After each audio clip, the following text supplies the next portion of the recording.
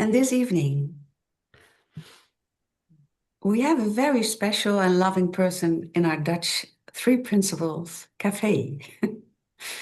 And we are honored to have with us Dr. Dicken Bettinger.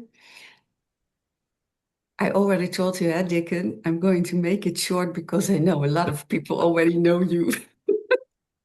uh, but a former clinical psychologist who spent decades exploring the nature of psychological well-being.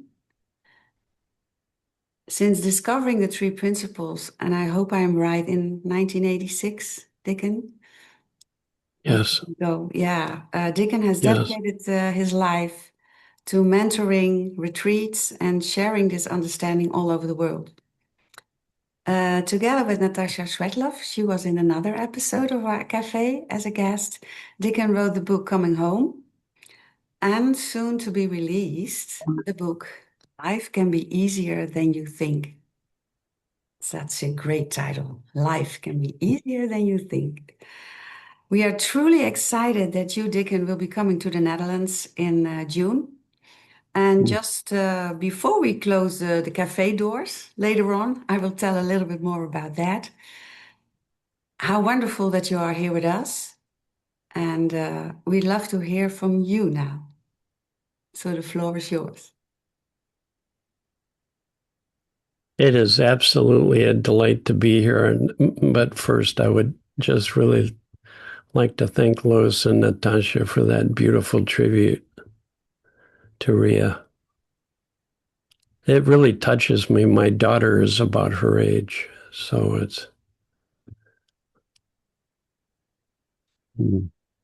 thank you.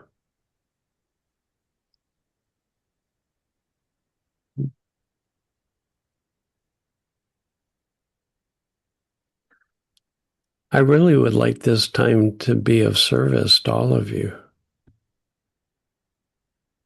I would be glad to talk about anything that you would be interested in.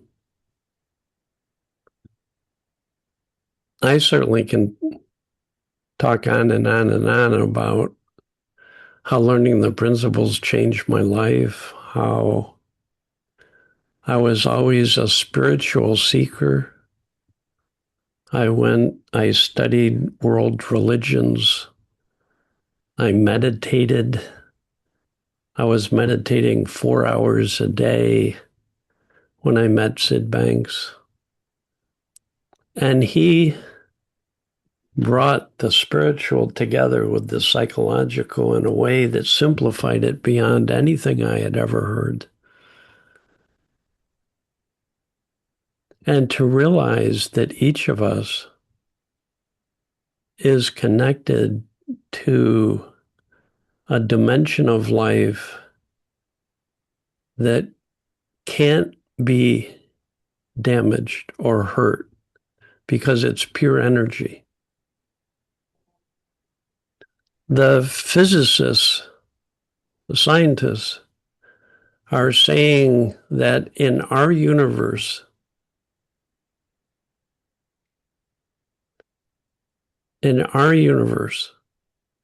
if you took everything that could be seen with the most powerful telescopes or the most powerful subatomic microscopes and took everything that had form, from the largest star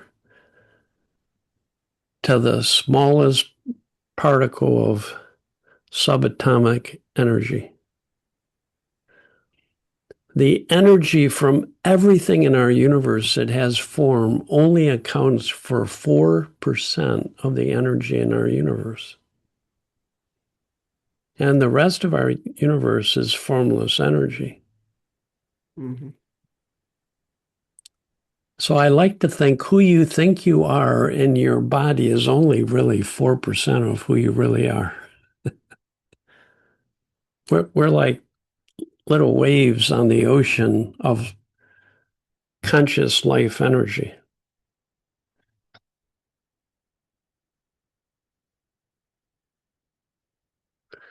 And the area of agreement that scientists have and the mystics throughout time, in every culture, every country, there have been people who, in the quiet of their own being, have realized their connection to the universe. So Sid talked about universal life energy, universal forces that create life.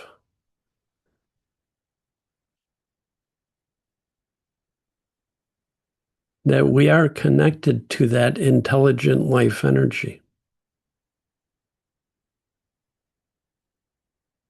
The intelligence behind the universe is what Sid called universal mind. This infinite field of life energy also is conscious, so that everything created has awareness because it's made of conscious life energy.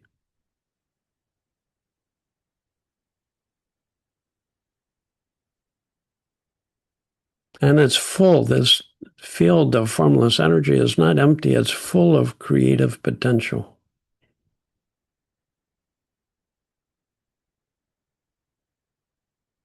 So when Sid talks about the principles, he's using that word, Sydney Banks, he's using that word to describe the fundamental nature of each of us. At our very core, we're waves on the ocean of intelligent, conscious, creative life energy. So that any one of us, when we get quiet, become more intelligent, wiser. It's easier for us to know what to do and what makes sense, to be intuitive. Every single person on this planet is connected to wisdom, to that intelligence.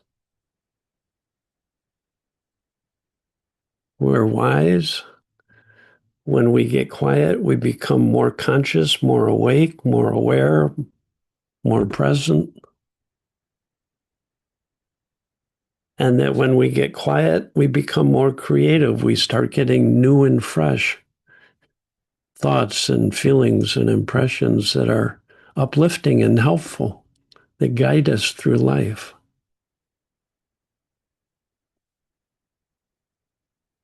So because of this, I've had the great opportunity to work with people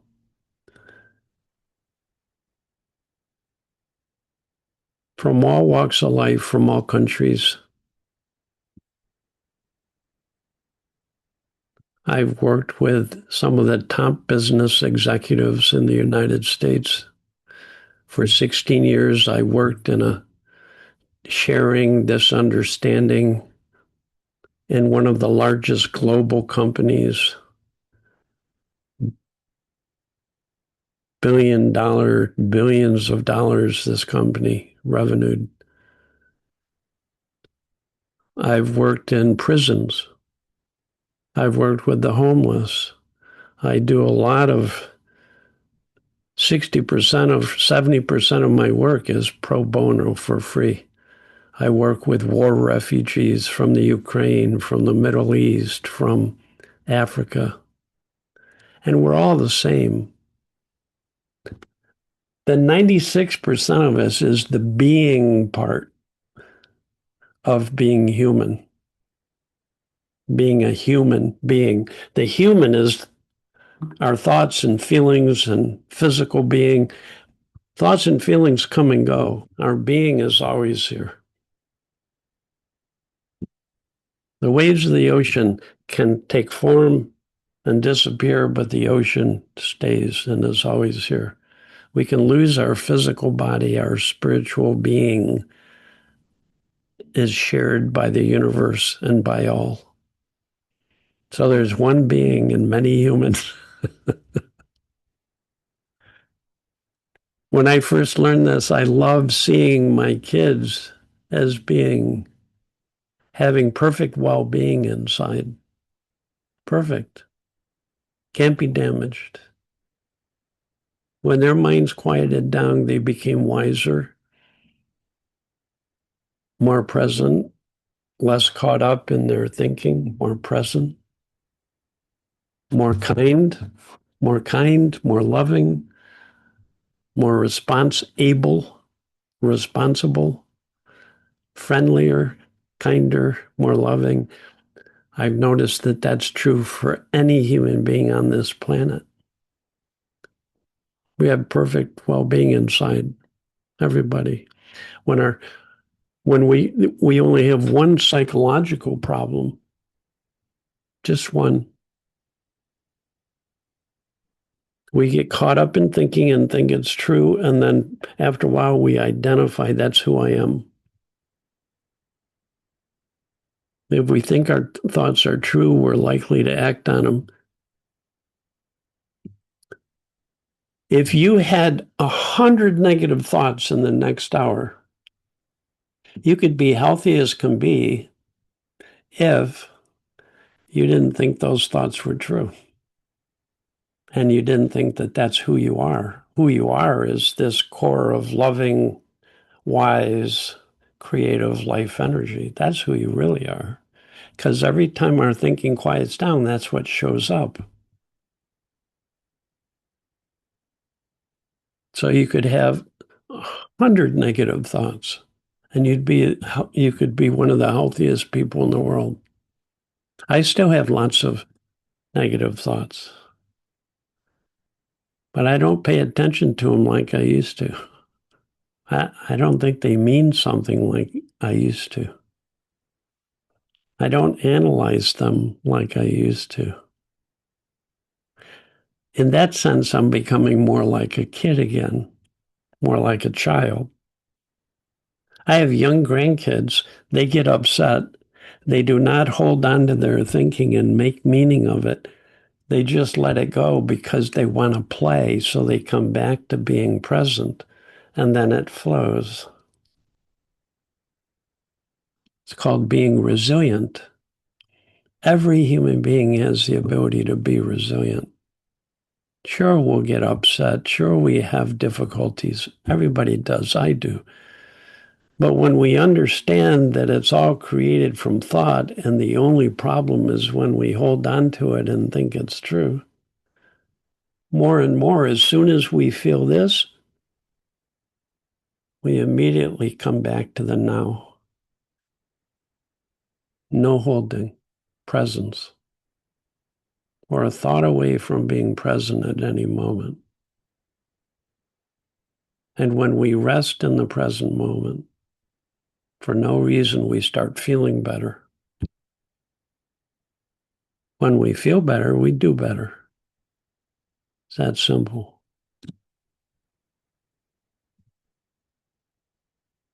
It sure has made my life easier knowing this.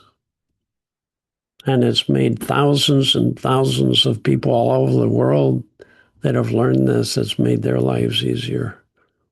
So that's what inspired me to call this book, Life Can Be Easier Than You Think. That's what Natasha and I want to we'll talk about that at the conference. And then after the conference, we're going to do a 2-day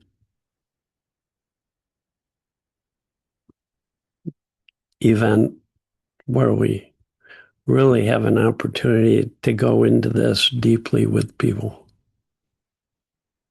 So I'd like to open it up, and please, any questions at all that you have or any topics you'd like me to talk about. So this is a cafe. We're sitting around having coffee, and let's have a conversation now, like we're all at the same table drinking coffee or tea or whatever you happen to be drinking. And please feel free to open up your microphone because, yeah.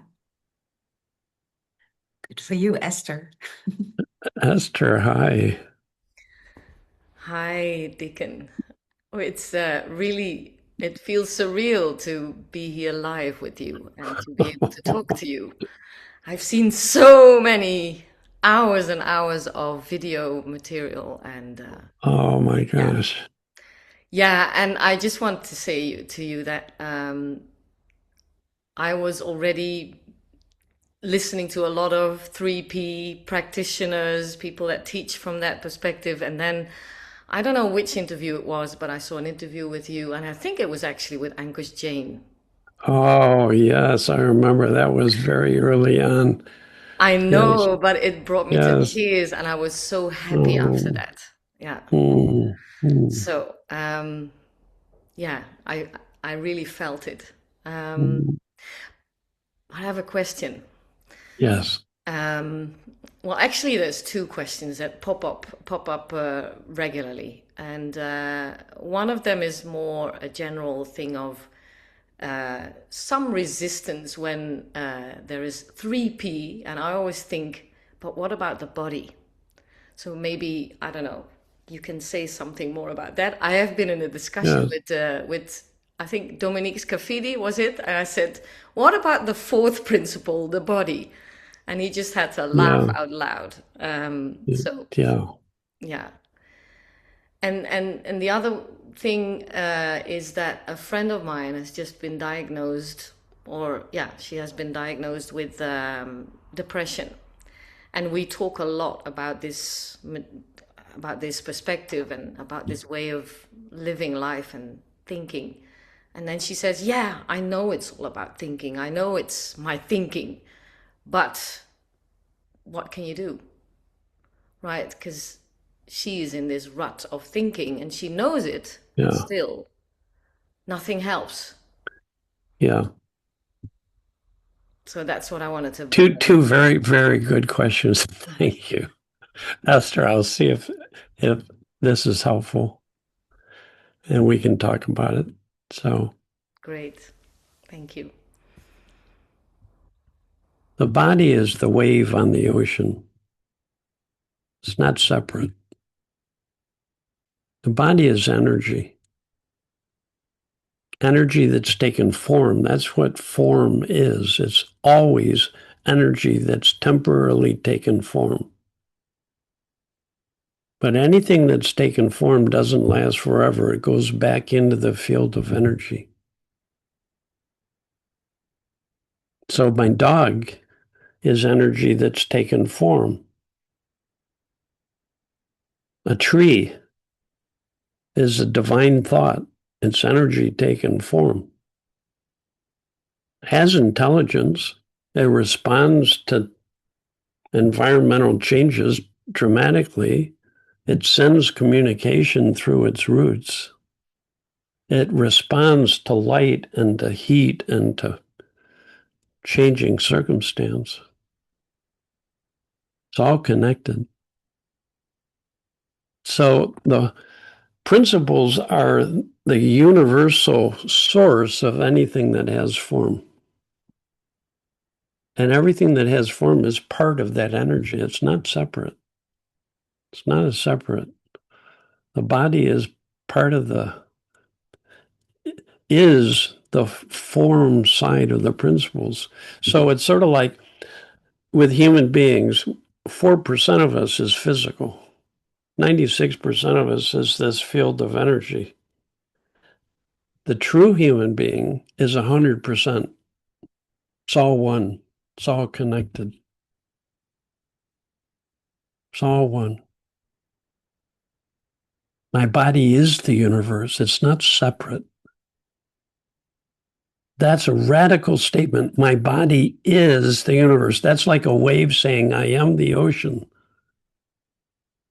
In truth, that is true. I'm also a wave. I'm also an individual. I'm also different than you. I am a physical form. I'm a body, but I'm not I'm connected to the same field of energy you are. And it's what's living us. If we weren't connected to that living field of energy, we would be dead in an instant.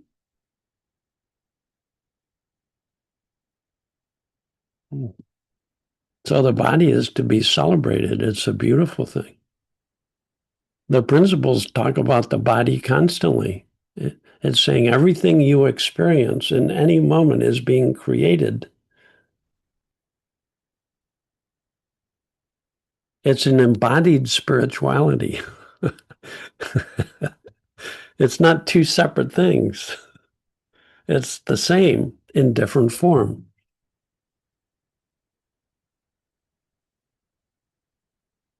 Is that helpful about the body? That's a beautiful thing. A beautiful thing. And because it's physical, then we can talk about how it can change. So you can have a healthy body or an unhealthy body. You can have a healthy psychology or an unhealthy psychology. And the beautiful thing is, the more we understand our connection to what's creating us, then the less we blame other bodies for what we feel. All right? The principles help us understand that everything we feel and experience is being created by that which has the power to create. Form doesn't have the power to create. Form is created by the power. This formless energy that's a creative, formless energy. Another way of saying that is our body is such a beautiful thing. It's something is breathing us. Mm-hmm. Something is beating our heart. Mm-hmm. I'm not doing it. Mm-hmm. Not me, body, Dicken. Could you imagine if the universe said, I won't run you anymore. You have to run your brain. You have to run your pancreas. You have to run your liver, your heart. It's up to you from now on. I mean, I love that I'm connected to a universal intelligence, which many cultures have called wisdom, that knows how to create and operate what's created. I love that when my mind gets quiet, I have greater access to that intelligence, and it guides me through life, through difficult challenges, through family crises, through any kind of challenge. That intelligence will guide me perfectly, the same way it guides a tree to respond to changes in its environment. So, and how about sickness? When the body gets sick? Because we get out of healthy relationship with the energy of life. Think of it, you can have like a garden hose, and the water can flow freely through it. So you could say that's a healthy hose. Mm-hmm. You can bend the hose, and the pressure builds up, and the water doesn't flow. So human beings have free will, so we can hold thought, which blocks the flow of life energy, universal life energy. And when universal life energy is blocked, it creates tension and stress, and it affects our immune system, it affects our physical being. When people aren't connected to wisdom, they do things like destroy the environment without realizing the impact that has, because we're all connected. Right? So that can create problems and illnesses, and it's always a problem of consciousness. So as we learn more about this, we raise our own level of consciousness. We create a healthier ecosystem for the whole world. Literally. Can I bring up the obvious question? Yeah, sure. Two things, like there's blame and shame around the corner, right? Like, oh, so I did this to myself. And the one question that I get a lot is, and what about children that get sick? Oh.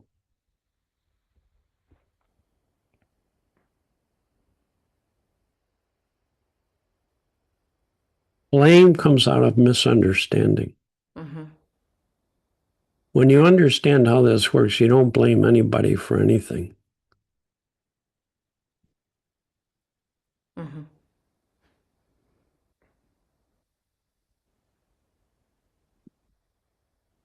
we innocently, because we don't understand something, we innocently do things that aren't helpful or healthy.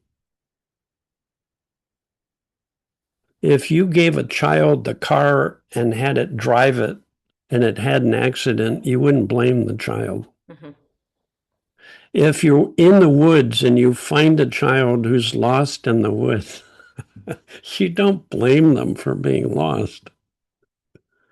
People get lost all the time. I no longer blame them. I know they just haven't learned something that would help them.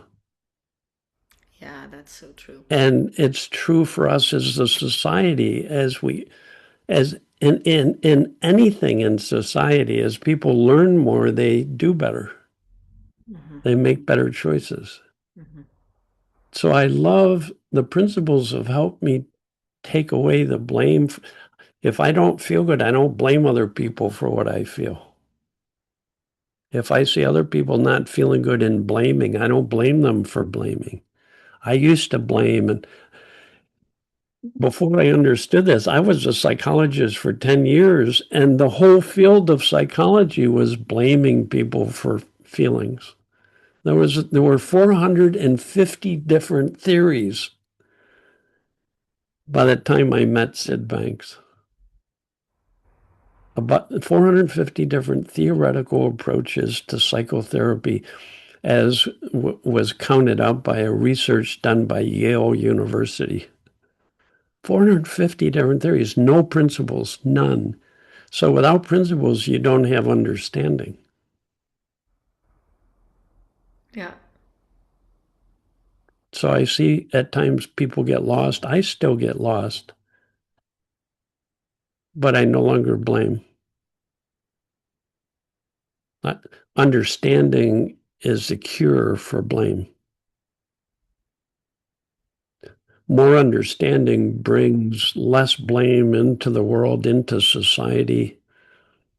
There's so much blame in the world right now. Everybody is blaming everybody else for things that go wrong. Could you imagine if there was no blame? Can you imagine? I know there are kids now who are growing up where their parents see their well-being and understand their innocence when any of us get caught up in thought and think it's true and act on it. That's why Sid Banks talked about forgiveness a lot. If you do get a judgment about somebody, it's just a negative thought you're holding on to. When you let go of that thought, you become more understanding. Mm-hmm. You can't talk about love without talking about forgiveness. Mm-hmm. If I never let go of a negative thought, I couldn't ever experience love with my wife. Every time I got annoyed or bothered or upset, I wouldn't ever be able to get over it. So I'm glad I understand that if I experience this, it's not because of my wife, it's because of my own thinking. Now, I don't blame myself at all. I just understand that and I'm free. That's a beautiful thing. Mm-hmm. That's a Yes, don't beautiful blame thing. It yourself. takes blame. Psychology has been a part of the outside in Mm-hmm. paradigm, and inside out removes blame and brings understanding instead. It's beautiful.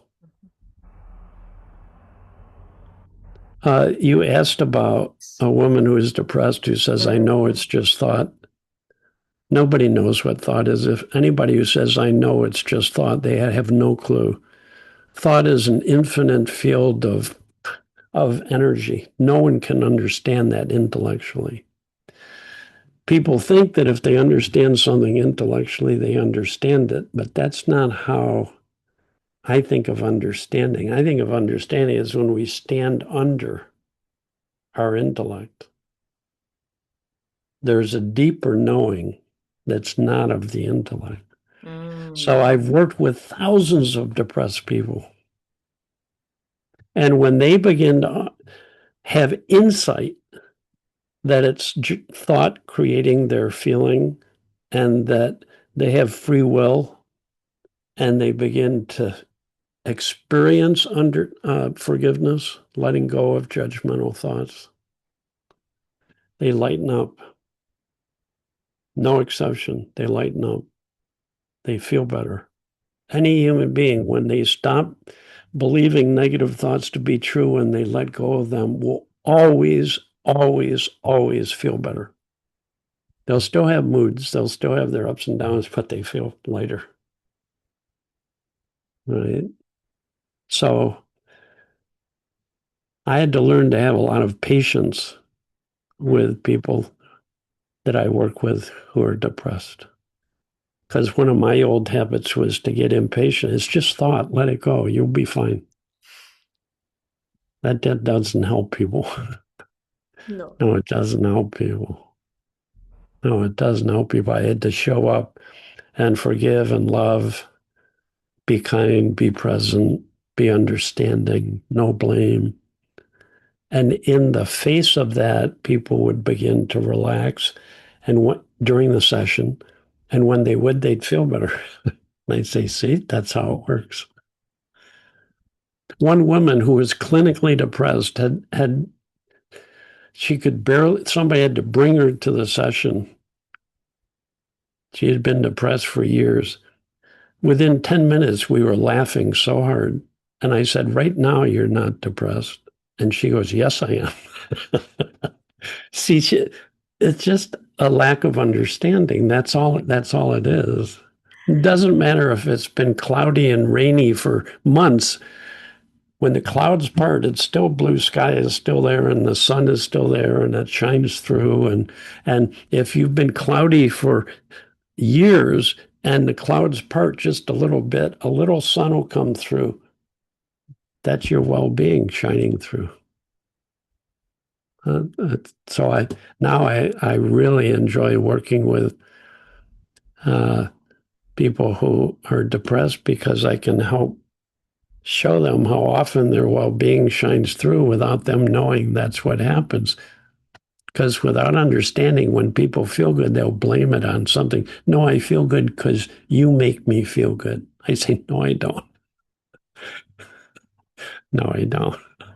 I don't have that power. Could you imagine if I had the power to make people feel stuff? I could walk around and point at people, sad, depressed, angry, hurt, loving, jealous. It doesn't, you see, we've been assuming that's what happens. Because if somebody walks into a room and I feel something, we don't realize it's our own thoughts creating that. So we do blame other people for feeling good and for feeling bad but understanding this is freeing. Yeah. Just absolutely freeing. Those are great questions, Esther. I've asked them myself many times when I was learning this. Well, I had the exact same thing when I talked to her and she laughed out loud. But as soon as I made that remark, I thought, oh, like, oh, what did I just say? Right? Like, oh, there was a moment there, you recognize it. And no, she said, no, I'm depressed. So it was exactly the same. I know. Yeah. Yeah. If you think you have a disease, Yeah. rather than I'm living in an ever-changing thought, feeling environment, Yeah. it's very different. If you have a disease, then you can feel good in it. You still are diseased. It's a thing. Mm-hmm. And it's moment to moment. It's sort of like the power of thought creates a movie in our head, and we can have all kinds of movies.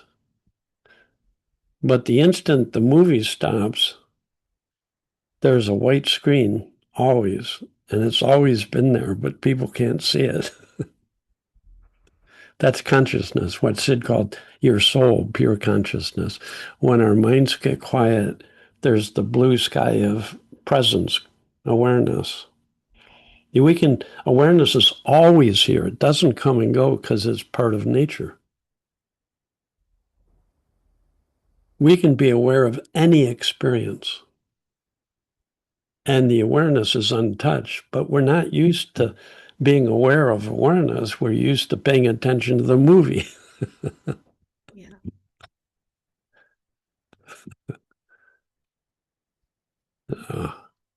Thank you so much. You're welcome, Hester. Great questions. Thank you. Bent, I know you, buddy. Good to see you. Good to see you again. I kind of snuck into the Dutch community here, so yeah. Yeah, my question is like I'm lately very often like in a really good feeling, but I would love to carry, but often like the chaos of life that manifests mostly as my children. I often that I often then get caught up in like the drama, and I would maybe you can talk to like uh, uh, uh, for any ideas how to keep a little bit more of the good feeling, just maybe just a few more moments sometimes, because like I mean there are times where like you know two of them come screaming and like and I'm like yeah, I'm at peace and I can, but sometimes then the third one comes and I'm like, oh, this is too much. Come on, you do this, you do that, and Yeah. yeah. I love talking about parenting because parenting was the learning ground for me in the principles. When I first started learning the principles, my daughter was turning 14, my son was 9, and I had all the challenges you talk about. My daughter now, who was 13 when she first heard the principles, is now 51, and she and I are going to do a 3-session program on parenting together. So I'm very excited. So I'm glad you asked this. One of the first things I learned as a parent, as I learned the principles, I'm always thinking, and it's normal for the quality of a person's thinking to go up and down. I have never met a person who doesn't have moods. For some people, it's dramatic. For some people, it's very subtle, but I can see them. Everybody has moods. It's like we inhale and then we have an exhale.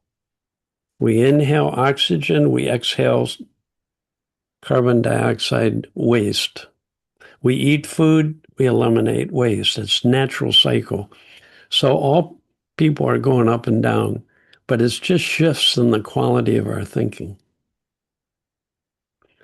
When I realized that, I said, oh my God, I had an insight, Ben. I said, oh my gosh, it's normal to at times feel frustrated, upset, impatient. That's normal. It's just a shift in the quality of my thinking.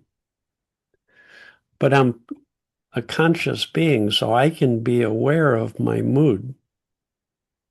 How can I tell by the feeling? It's really easy. And I said, a lot of times I'm a low mood parent, and I parent while I'm in a low mood. And I said, then I had another insight. If the only thing I did was pay attention to where I was, and when I'm here, do as much parenting as I can, and when I'm down here, do as little as I can. I became a better parent overnight. I did less. So I'd still get upset and I'd say, we'll talk about this later. You guys go ahead, kill yourself as long as they weren't physically in danger. I just take a deep breath. I say every low mood I've had passes. If I leave it alone and stop thinking about this, I'll come back up again. And when I do, I'll go talk to them about this. And these talks were 100 times better than my low mood talks with my kids.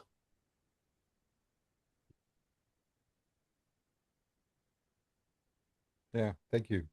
So I still had those same feelings. Yeah. But by being aware I was in low quality thought, now I had a choice. I could act on low quality thought or not. Like when I have a cold, I accept the fact that when I have a cold, sometimes I sneeze. But I also have had the insight it's not helpful to walk up to somebody and sneeze on them. So when I'm in a low mood, I have a psychological cold. If I sneeze on people, they never say, "Oh, thank you for dumping your anger and your upset on me. I appreciate it. Thank you. That helped."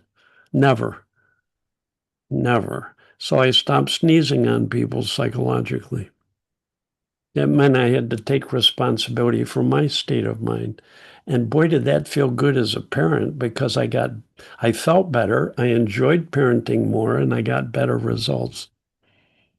I became a high mood parent instead of a low mood parent. And my kids learned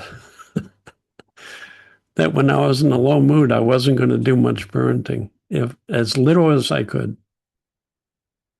They learned that. And pretty soon they started doing that in their lives with their friends. They stopped acting out their low moods. It improved my relationship with my wife when I learned that. The only time people in a relationship get into an argument or a fight is two people in a low mood thinking it's a good idea to talk when you're in low quality thinking. It's the only time. So I stopped doing that in my relationships, and it eliminated fights and arguments. And it led to great discussions and creativity and collaboration and problem solving. And that's all two people in a good state of mind can solve any problem. And I enjoyed doing that with my kids. And I didn't enjoy this.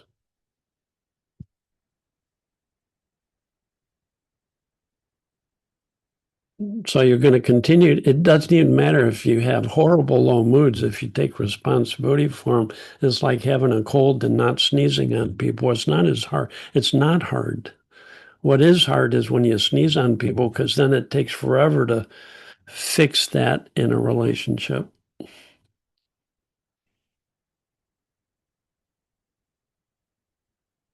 Well, hopefully that's a very, very brief answer, but I hope it's helpful. Yeah, thanks, Ben. Yes, my friend Pete Trinnell. Hi. Hi. Um, Oh my gosh. you've been my teacher for 30 years plus. Wow. It's been a long, long time. Yes. Yes. And the road of discovery is never ending. It's Never just ending. I'm going to try to do this without crying.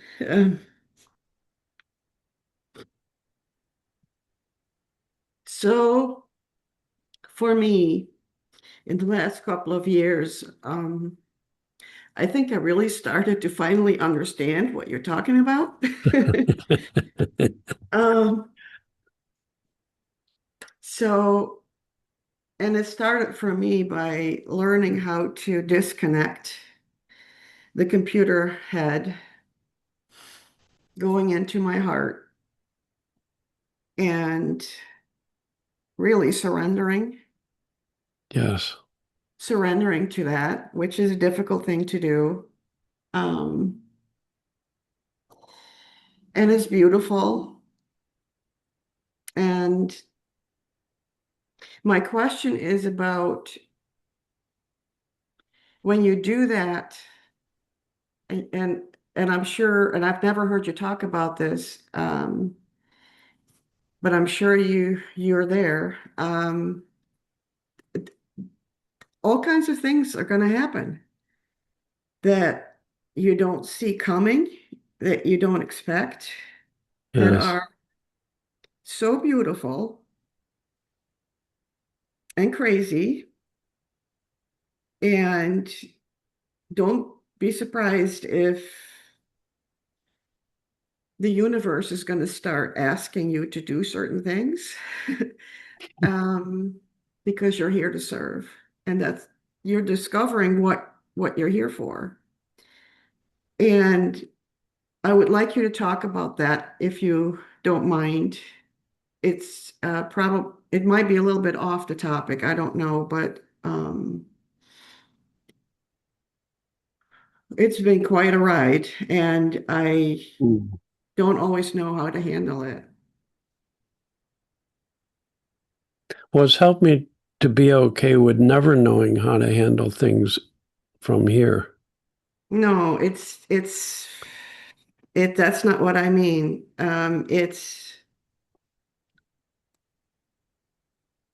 It's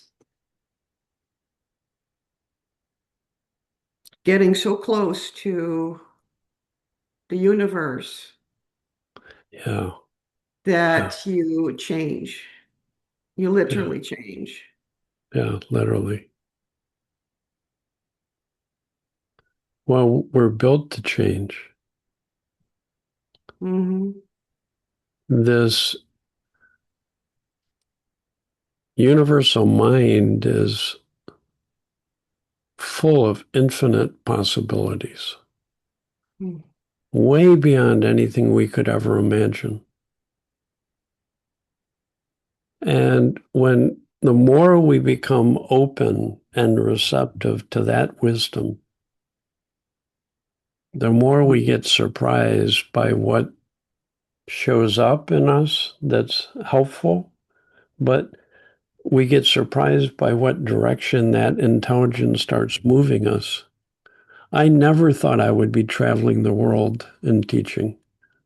I never thought I would be working with war refugees in some of the worst places in the world. I never even thought that. I never thought I would have the confidence to speak in front of a conference of 1,300 people and not be nervous. I never thought that would happen. I've been amazed where the principles, where wisdom takes people once they become open channels. And the more open we become, the more we surrender, the better we feel, and the more we are guided by this intelligence. Mm-hmm. I'm sure you've experienced that. We surrender our conceptual mind to go beyond the limits of concepts into a space which many people call the heart. So we go from our head to our heart, where it's quiet and there's feelings of aliveness and connection, of love. And then out of that comes wisdom, new and fresh directions. What's most serving for us in that moment.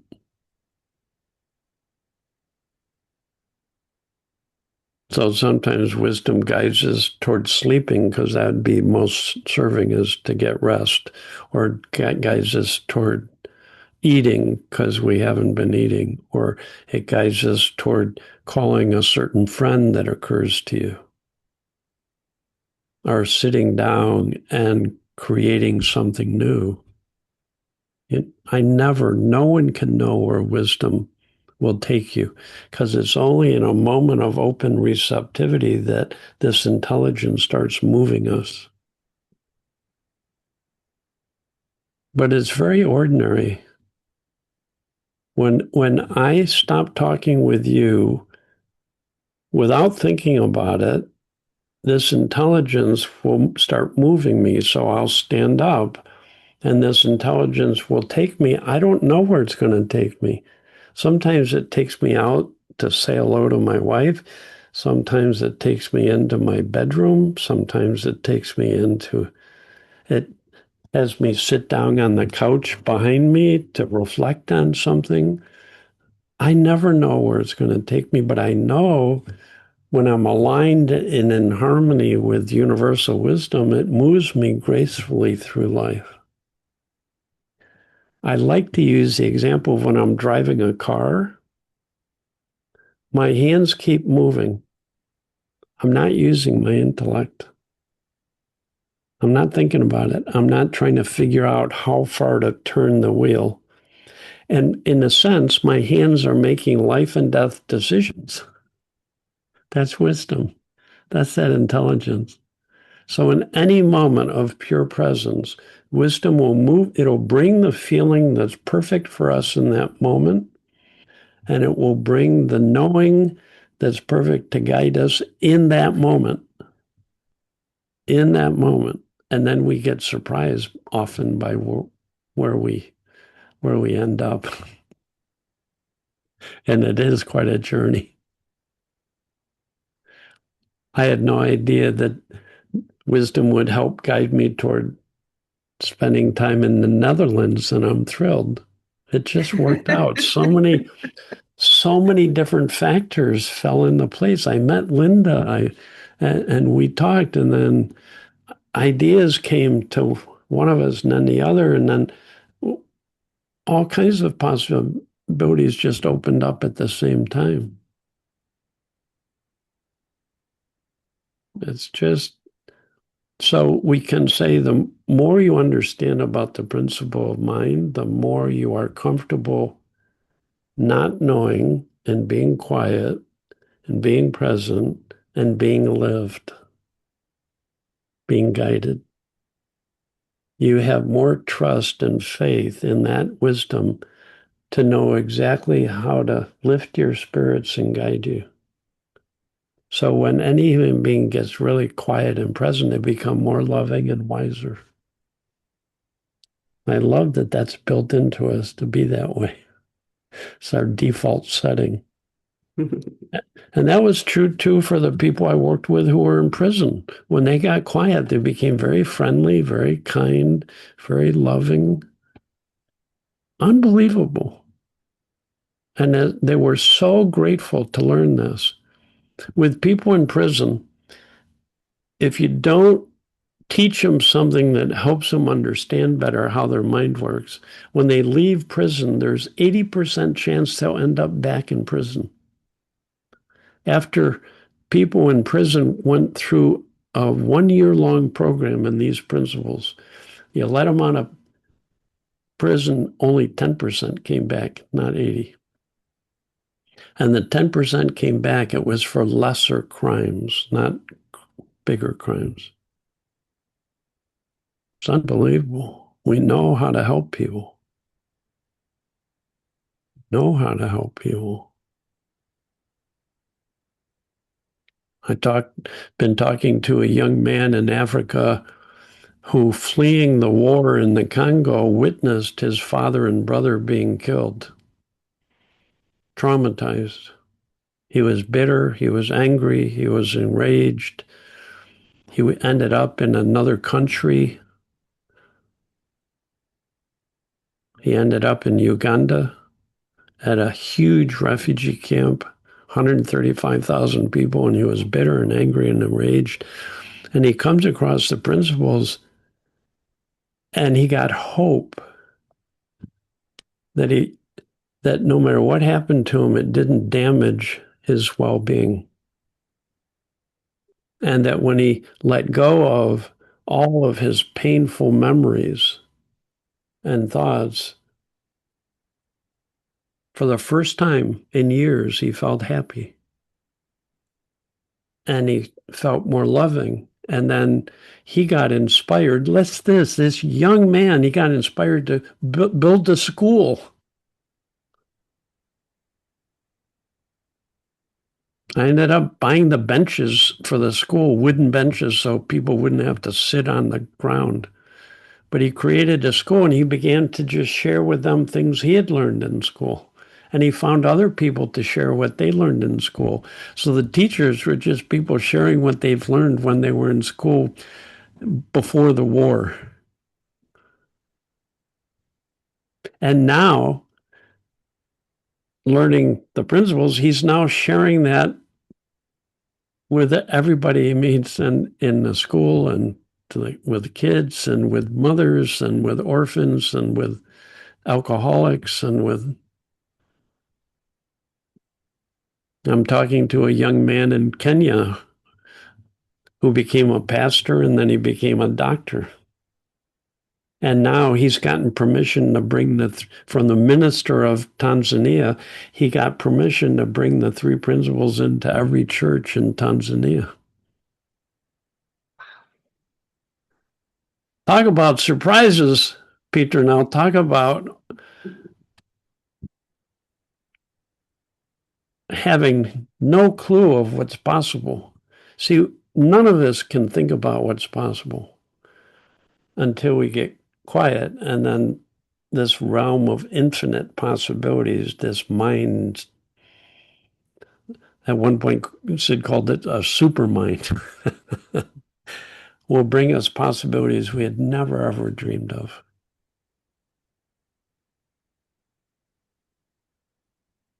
It's so exciting for me to hear you talk to Dutch people. I'm back in Michigan, by the way, but Oh, you are? I yeah. wondered. I wondered. Yeah, Yeah, tons I of met Peter now in Michigan when I was doing trainings for the university. yeah, in the hospital in Lansing, and it was early 90s, so that's a long time ago. Wow, that's a long time ago. Yeah, I'm still in touch with our friend Millie. Me too. Hmm. Love Millie. Wow. Hmm. Millie became one of the first teachers in Michigan. Yeah. Was a friend and student of mine. Oh, well. Thank you. And how great, Peter Nel, that you are coming to the Netherlands. I'm sorry? Yes, well, I signed up for the June, yes, and I And need to banked pay. also. Yeah. But I'm a little hesitant about all of this stuff happening in the world. So I hope I can come. Yeah. There's also a wedding I need to go to. My nephew's getting married. Oh, So well, if it does work out, you're getting the biggest hug. Let me tell you. you're going to about 10 minutes train ride away from where I was born in Oh Nijmegen. my gosh. You're going to be right where I'm from. Mhm. Talk about full circle, I Peter. know. Wow. How great is that? Wow. Peter, now you make me a little bit curious. Where is it? Where I'm from? Yeah. Kuik, Uit Haps. Kuik. Yeah. Yeah. Mhm. Great. Wow. Do we have time for one more or are we done? If you have time, Dicken, I Yeah, I think we do. also have time. So Yeah. If there's someone else who has a question, then we can do one more. Oh, good.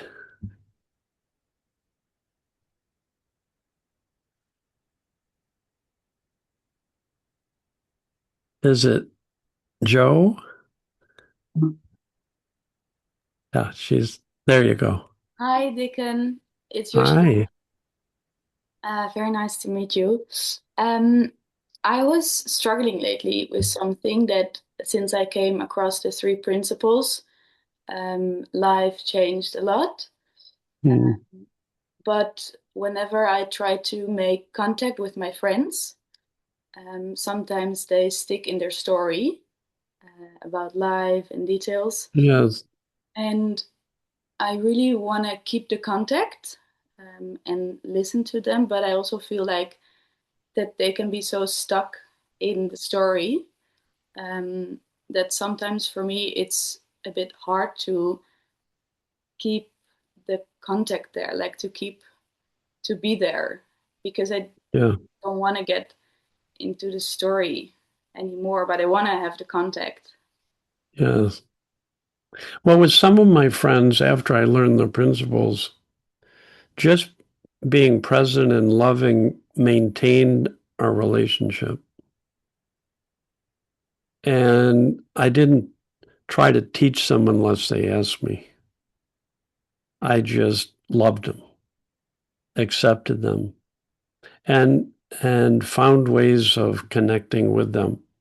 And other people were so, either they didn't like to be around me because I wasn't always joining them in their stories, and they didn't like that anymore. They rather spend time with people that would commiserate with them. And so just naturally that happened. I just spent less time with them because I was making so many more other friends.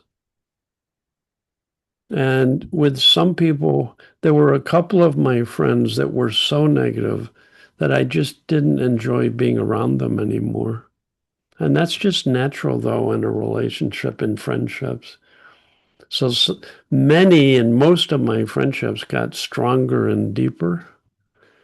And some of them changed so that I still have many, many friends who are caught up in a lot of negative thinking, but they love being around me and we have a good time together and we can do things together and we enjoy each other.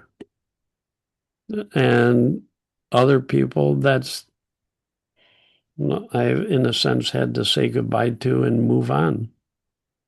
I can still be kind and friendly to them, but we tend to gravitate toward people who are on the same level of consciousness as we are. That's just natural. It's part of an evolution.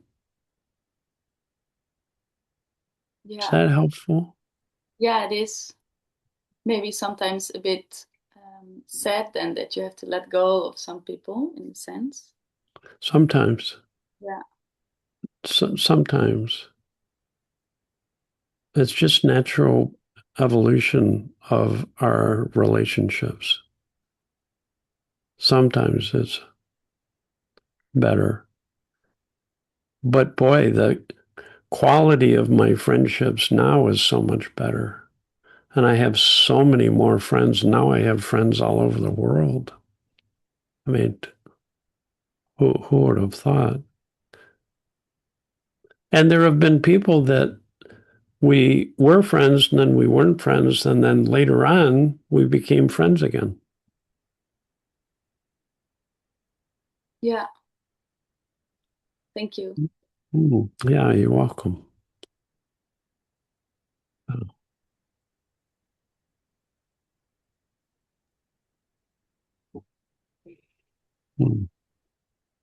Well, Dicken, that's Linda, great. thank you for inviting me to your cafe. Yeah, The refreshments here at the cafe are really very good. really good. Yeah. And you already mentioned, Dicken, the conference we have on the 6th and 7th of June. So I will show 2 little slides now. You know, this is the Oh, good. Yeah. where all the people, yeah. Josja, je bent er ook bij, hè? Oh, yeah, zeker. Yeah, sorry. I see so many people now, Dicken, who are coming to the conference. So it's going to be a great time together. And you know what is really good to tell you is that now already, I think there are only about 16 or 17 tickets available, and then it's full. Wow. How many people have signed up altogether? Then altogether, it's about 120. Oh, that's wonderful. Yeah, so that's really That's wonderful. Yeah, and I just saw some new announcement in the mail. But the other thing we want to have some attention for, because is that you and Natasha are going to stay 2 more days. I can do Esther, or I'll mail you. Yes, but on June 8th and 9th, we have a gathering with a more intimate group of people. in Amsterdam. And we are staying in de Roos. Voor de mensen in Nederland, het is naast het Vondelpark. A great place to be. And yeah, that's going also be very nice to even deepen, the feeling and Yes. come across with each other. Wow. So I see, Esther, you said the link. I will show. I can know. I'm not sure. Natasha, help me even. Can I put this link in the? What do you Yeah, want? if you copy it, you can paste it into Yeah, the but I'm chat. very curious. What link do you want, Esther? For the conference and for the 2 days, I can also send you a message, right? Yeah, that's great. You know what's really nice to tell you is that I saw on Facebook that you said something beautiful about Dicken, that it enlightened your heart. It was you, I guess. Yeah. Oh, And thank you. that sentence Thank you. was so beautiful that I used it in my LinkedIn message, Esther, because it's really true. And so I can make a link with you on Facebook and we'll send you That all would the be great. information. Is that a good idea? Thank you so much. Yeah. Good. Yeah, I'd love to see folks there in person. Very nice. So, Linda, thank you so much for inviting me. This has been a delight. I've been looking forward to this. we do. Yeah. You.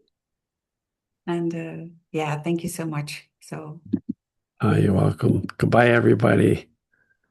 Thank you. Bye. Bye. Thank Bye-bye. you. See you in June. Thank you. Thank you. Bye. Bye bye. Okay, bye-bye.